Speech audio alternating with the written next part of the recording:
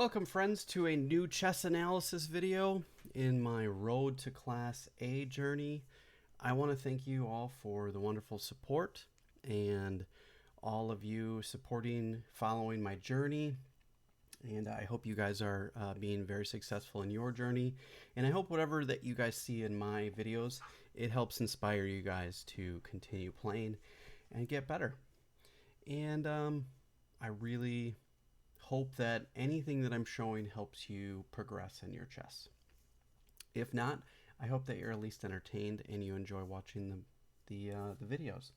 I know that some of you that are much stronger than I am, some of the stuff you might look at and be like, wow, dude, why are you playing like that? Well, I would love to hear from you. Please leave your comments, and I would love to hear the suggestions on better lines and better options, because I'm trying to improve in any wonderful gems or tidbits that I can get from higher rated players. I'm happy to get, so thank you.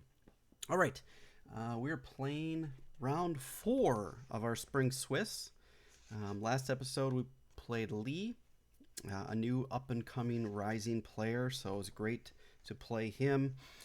I'm glad to get that first game out of the way with a new player so you can kind of learn how they play. This game is game number 4 in our Spring Swiss. And again, the time controls are game in 100, delay 5. And I am playing John DeMastry. I've played him before. And at this point in my chess career, I've played John 4 times. And we are 2-2. So this is the rubber game, right? So we are going to figure out who can best who. And I am playing a new repertoire with white against John. So let's get into it. Right now he's at 1733 and I am at 1652. So he's got about 80 points on me or so. And he's also on the rise. So it's always tough to play John, and I really like my games against him. We always have the most interesting games, so I'm excited to play games. Whenever I get paired with John, I know that I'm going to have an awesome game, and I know it's going to be a lot of fun to look at, and there's going to be a lot of richness to it. So now I played a Sicilian, or he played a Sicilian, and I'm playing the Alapin for the first time over the board. Now I don't know all the plans and rules in the Alapin. I'm following Andras Toth's Club Players 1E4 rep. So I know a few of the lines. I don't know the ideas, but really I just want to get to a point where I can play some chess. And openings really are not my focus anymore. I know I've followed a couple quick starters in the openings that I have, and that's really about it. Everything else I'm doing is really tactical related. Tactical and calculation. So he played for an open Sicilian, which I'm happy about. We have this Alapin variation, and I do know some of the lines. D4 here, and he plays this hyper accelerated dragon type of scenario. Now, this is not, and maybe it's in the course, and I haven't seen it yet. So I don't know any of the rules or the ideas or the plans. So this is a new move. Right here is a new move to me. So move number 4, I'm already out of book, which is fine. For me, I know that it's probably best to just continue development. I want to get castled kingside if I can, and we're going to work on that. So he gets bishop g7 after knight f3. I play knight a3, hoping for maybe coming back here or coming back here with this type of threat. We have to be careful. So he trades, and I played knight to b5. And to me, I think, oh, wow, this is really great. So I'm excited. I'm getting these threats already right away in the game. He stops it very quickly, which is nice. And I come back, and knight b takes d4. And here he played bishop g4. And to me, there was something here that was just screaming, this can't be right. There's something wrong about this move. I didn't know that this move was wrong or inaccurate at the time. I just felt it in the position. And I thought, there's something wrong with this because I do have this. And I thought, actually, let me look at my notes. This game doesn't last very long. It ends in under 30 moves. And it's mainly because I made a gross error. But it's a wonderful position to analyze. Now, this one here is just a really good spot to take a look at. Move number 9. And I spent 4 minutes here looking at the position. And I said, okay, well, I'm going to play. I'm getting a development move with check. So I'm going to force his bishop to come back if he wants to keep castling. Otherwise, he's got to move his king. And he moved his king. And I thought, well, okay, I've gained a huge advantage here because now he's lost castling rights and his king is always going to be stuck in the center. This is going to be difficult to deal with for the rest of the game.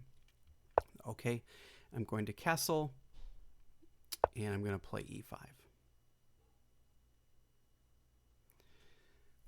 Now, or he played e5. Sorry. Now here, I spent 22 minutes working on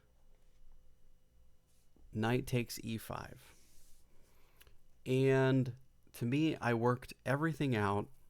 I spent a whole bunch of time calculating everything.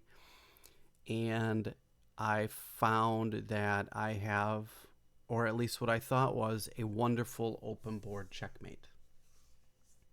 And you're kind of looking at the board and you're like, what do you mean there's a checkmate? And it's very close to one anyways. And I played knight takes e5. Now, you're going to see that it's a blunder. But can you find out why it's a blunder? Pause the video, try to figure it out. Now, I was expecting... so my best move was actually taking the knight and then destroying his pawn structure. And then I've got this passed pawn for the rest of the game. I didn't even consider that, which is a problem. So that's an error in my thinking. I thought I had worked this all out. I should have tried some other moves instead of just working on calculation over one move. The saying is wide versus deep. You want to look wide, check out your ideas first. Knight to e5 should have been an idea, but then I should have looked at other options, and I didn't consider any other options, which is a flaw in this particular game. I played knight to e5, and I want to go through all of the things and all of the lines that I had seen previously. So if he plays bishop takes d1, which is the main thing, and we play knight takes d7. These are all the things that I worked out. If he plays knight or rook to e8, I have knight f6, double check, and I get the queen back. So that's one variation. If he plays king e7, I have rook e1, and he has king d6, bishop f4, bishop e5, and bishop takes e5, and he has to take the queen, and I just get it back. So I saw all of that,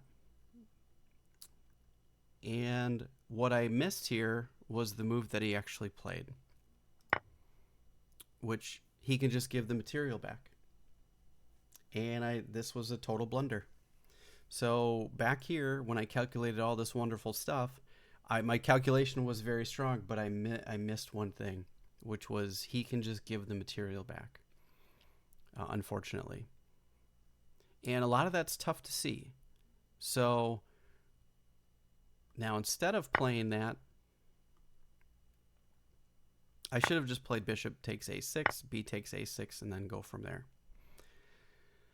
But I missed all of that because I was not thinking wide, I was thinking deep, and I thought, oh my gosh, this would be so beautiful if this happens. And so I was pretty much blinded by the fact that if this works and he moves, that everything is just awesome. And actually, John had made when I made this move. Actually, when I went here, he thought for a while 16 minutes. Yeah, 16 minutes. So, and when he made his move, he took my queen and said, show me the 2 or 3 move combination I'm missing. And at that point, I was feeling really confident. He did that, it took here, and then he took here, and I thought, oh no, I've made a gross mistake. And I did. This is pretty bad. So I took the queen, and now I'm pretty much just... And then he takes here. If he doesn't find this move, like just taking the bishop, let's say he develops a piece or something. Actually, don't even know. He has to take a piece or kind of go after my bishop because now I can't just get the piece back. So he takes a piece, I take a piece, and now he's got 3 pieces against my 2. And at this point, I can resign at this point. The game went on for a few more moves because I was hoping to convert something into some type of advantage. And I thought, well, it's at least worth playing for a little bit until I know it's completely lost, just in the event that perhaps he might blunder something back. And he did not. And at this point, I resigned. So I can't stop him either winning the pawn or getting my bishop and just trading off more pieces. Nothing I can do about it. So kudos to John for finding the only move in the position back here. And looking at it at second glance, it's really easy to find queen takes d7. It's very easy. I was blinded by egoism, hoping I could have this wonderful open board checkmate and or get the queen back and all of these things, but I didn't get any of that. So there was an error in my calculation. I missed the queen taking. So, and it's okay. I feel really strong in all the calculation I did because all of that calculation was accurate, and I only just missed part of it. So I need to be a little bit more diligent in my calculation. But so it happens. You know, what are you going to do? If you're going to do that and you're going to miss something like that, at least miss it to a higher player. So when you do lose some points, it's not to it's not to a lower rated player. So make sure that you are being diligent in your calculation and double checking. And again, please check for alternate moves, wide versus deep. Don't spend 20 minutes on a move unless you have figured out that this could be game winning, and you better make sure that it's right. Otherwise, you're going to lose like I did. So don't make the same mistake. Thanks for watching, everybody. I hope that you enjoyed this video. It's not always fun to show the catastrophic failures, but I believe it's necessary for growth in chess. So thanks for watching, everybody, and I look forward to hearing your comments down below. Have a great day, and take care.